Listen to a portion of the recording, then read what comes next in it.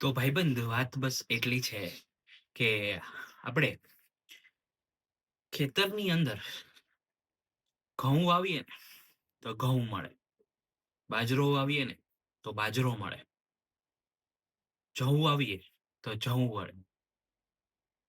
પણ ક્યારે એવું સાંભળ્યું છે કે તમે ઘઉં વાવ્યા હોય અને એમાંથી તમને બાજરો, ચોખા કે જવ એ લણણી કરતી વખતે તમને મળ્યા હોય? નહીં ને? તો આપણા કર્મનું પણ એવું જ છે કે આપણે કામ જેવા કરીએ, આપણે કર્મ જેવા કરીએ એવું જ ફળ આપણને મળે છે. કારણ કે આ સ્વર્ગ નર્ક આ બધું જ અહીંયા જ છે. જો તમે સારા કર્મ કરો છો તો સારું જીવન મળે છે, એ તમારા માટે સ્વર્ગ સમાન છે.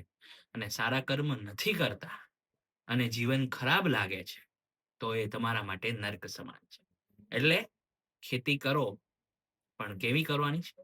સારા કર્મની ખેતી કરવાની છે. અઘરું છે, પણ ટ્રાય કરવા જેવું ખરું.